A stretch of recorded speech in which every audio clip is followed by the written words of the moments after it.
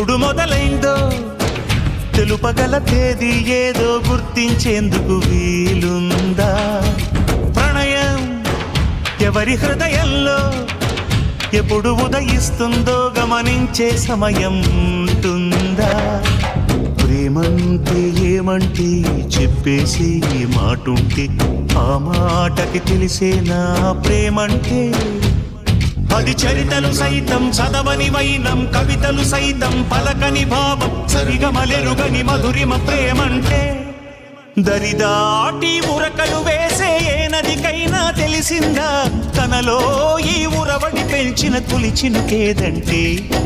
సిరిపై రై ఎగిరే వరకు చేనుకు మాత్రం తెలిసిందా తనలో కనిపించే కళలకు తొలి పిలిపేదంటే?